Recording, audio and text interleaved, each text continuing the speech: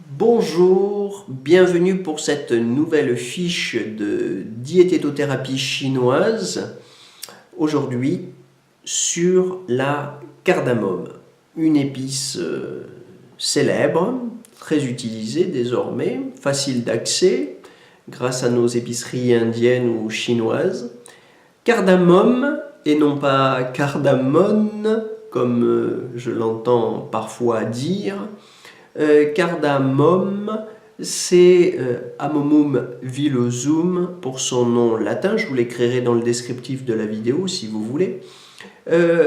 En chinois, c'est Shazhen et Baidaokrao. Alors attention, donc, vous avez bien entendu, il y a deux cardamomes.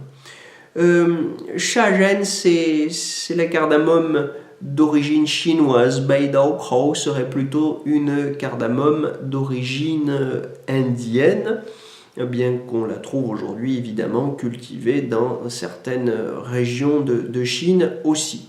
Donc les deux sont utilisés et en diététique, diététothérapie, et en pharmacologie chinoise, enfin dans la pharmacopée. Il y a des petites variations au niveau de la façon dont elle se présente, puisque l'une a des... ce sont des graines, hein, avec des capsules plus ou moins vertes et plus ou moins molles. L'une des deux variétés est plutôt des graines d'1 centimètre, tandis que l'autre est 2 fois plus grosse. Mais bon, relativement proche tout de même, malgré les deux termes qui sont bien distingués par la médecine traditionnelle chinoise, malgré ces deux variétés, des indications relativement proches, et c'est la raison pour laquelle j'ai décidé de les traiter ensemble dans la même vidéo. Donc si vous allez faire vos courses en magasin chinois, ne psychotez pas pour savoir si oui ou non vous êtes bien sur des cardamomes chinoises ou plutôt des indiennes. Ça ne changera pas fondamentalement les choses. Dans les deux cas, il s'agit bien d'une épice. Et qui dit épice, évidemment, dit 9 fois sur 10 piquant tiède. Hein, piquant pour sa saveur et tiède pour sa nature. Je dis 9 fois sur 10 parce que souvenez-vous qu'il y a quand même des épices fraîches. Pensez à la menthe. Mais la plupart des épices sont piquantes et tièdes. Piquantes parce qu'elles font circuler. Hein, ce n'est pas forcément le goût. Quoique la cardamome a quand même ce petit côté piquant très léger, hein, si on la compare évidemment au gingembre, dont certaines variétés sont vraiment piquantes. Bref, donc une épice piquante et tiède avec un tropisme, rate, estomac. Donc très orienté sur la sphère digestive et tout de même aussi, notez-le en passant, un tropisme rein. Donc très intéressant pour réchauffer toute la sphère digestive et même les reins. Alors parlons donc du coup de toutes ces actions et indications que vous déduisez de ce que nous venons d'évoquer. Ces cardamomes, hein, les deux, hein, ont une action digestive particulièrement intéressante.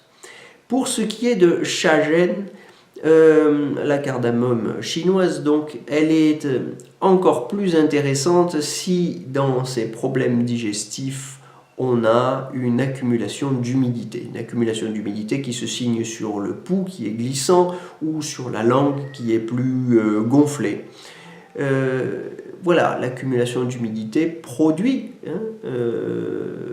une stagnation alimentaire que la cardamome peut aider quasiment à elle seule à résorber quand on la consommera ou saupoudrée, réduite en poudre sur ces plats ou bien en décoction, mais on va reparler de la préparation, de la présentation, de l'administration de ce produit tout à l'heure. Pour Baidaokrao, c'est plutôt pour les stagnations alimentaires simples. Baidaokrao, donc la cardamome La cardamome indienne est très intéressante si on n'a pas d'humidité. Et elle est antispasmodique, elle est très intéressante, mais comme Chagen aussi, hein, pour lutter contre les douleurs provoquées par ces indigestions, par ces stagnations alimentaires. Notez que Baedaokrau est plus intéressante si dans ces difficultés digestives se mêlent des problèmes d'alcool. Hein. L'alcool peut donner toutes sortes de douleurs, de nausées, de vomissements. Voilà. Et là, Baedaokrau, pour lutter contre les méfaits de l'alcool, est plus intéressante. Chagen, pour y revenir, a des effets antidiarrhéiques, peut-être un peu plus marqués. Voilà. Si on est dans une situation de vide de yang de rate ou de rein, puisque, étant un produit tiède, elle réchauffe. Et il faudra évidemment s'intéresser à la couleur de la langue du patient. S'il a une langue pâle et des signes de frilosité, Baedaokrau est tout à fait indiqué. Hein. Si la langue est rouge, attention. Mais on reparlera des contre-indications tout à l'heure. Chagen, donc la cardamome chinoise, est très intéressante aussi, quoique d'une utilisation plus rare, hein, pour calmer le fœtus hein, dans une grossesse, disons, un peu agitée, où le fœtus est agité. Chagen a un effet calmant sur le fœtus. Voilà, une petite indication originale, mais tout de même. Pour ce qui est de son usage, de l'utilisation de la cardamome, sachez que, chez nous, on la trouve en huile essentielle. Hein, c'est pas forcément l'une des huiles essentielles qui sont les plus en vue et les plus facilement accessibles chez le pharmacien du coin, mais si on la commande, on l'obtient très facilement. Alors, la cardamome produit une huile essentielle qui est très intéressante et qui a les mêmes effets que la graine elle-même, puisque c'est un grand réchauffant du yang de la rate. Elle permet d'abaisser le qi en cas d'inversion, hein, donc sur ces syndromes de vide de yang de rate. Attention, hein, ne nous trompons pas, choisissons bien un patient qui est plutôt frileux, hein, qui a une certaine fatigue, appétit diminué, qui a des nausées, voire des vomissements, des douleurs hein, au niveau abdominal. Cette huile essentielle ouvre la poitrine, elle permet d'améliorer hein, le patient qui a un petit peu abusé de l'alcool. Elle est aussi antidiarrhéique pour le même type de situation, hein, j'entends vide de yang, hein, donc un patient qui craint le froid. Elle est aussi, notez-le, relativement expectorante, c'est-à-dire que, comme nous l'avons dit de Chagen tout à l'heure, elle permet d'éliminer l'humidité.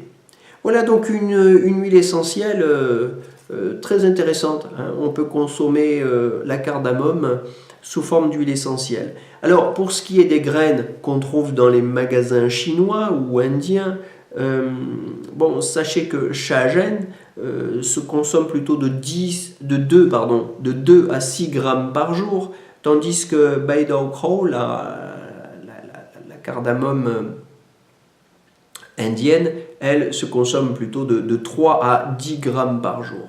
Dans les deux cas, disons 6 grammes en moyenne. Hein, si vous êtes autour de 6-7 grammes, pour ne retenir qu'un chiffre, vous êtes dans une moyenne et vous ne risquez pas de rencontrer de problèmes de toxicité. Hein. Dans les deux cas, Il s'agit, comme je l'ai évoqué, d'une graine qui contient des huiles essentielles. Ces huiles essentielles sont toujours subtiles et craignent de monter en température. Elles craignent les décoctions. Donc si vous faites décocter, si vous faites par exemple un chai ou si vous faites du thé dans lequel vous voulez rajouter de la cardamome, si vous faites des décoctions avec de la cardamome, faites bien bouillir l'eau d'abord et ne mettez la cardamome qu'au dernier moment. Il faut éviter que la cardamome ne cuise trop longtemps parce que ces huiles essentielles sont volatilisées par la cuisson. Alors, pour ce qui est des poudres que vous achetez à Carrefour de Grasse, il ne sert à rien que Ducros se décarcasse. Ducros ne sert à rien. Tout ce qui est réduit en poudre a le temps d'arriver dans votre assiette perdu toute sa vitalité. Donc les poudres, quelle que soit la marque d'ailleurs, ça peut éventuellement avoir un intérêt gustatif, mais sur le plan diététique, diététothérapeutique et pharmacologique, alors c'est même pas la peine d'y penser. Voilà, donc pas de poudre et pas trop de cuisson. Voilà ce que je voulais absolument dire pour les précautions d'emploi, les mesures d'utilisation ou d'administration.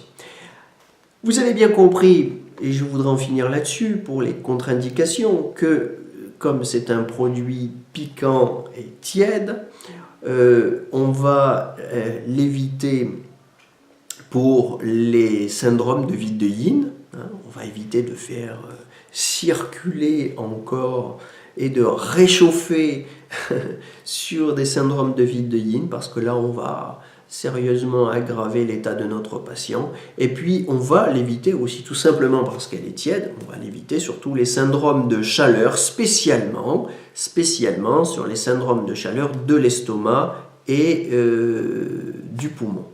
Voilà, à ces réserves d'utilisation près, je vous souhaite de bonnes décoctions, de bonnes salades, de bons chai. On peut faire beaucoup de bonnes choses avec la cardamome et je vous renvoie pour en avoir des idées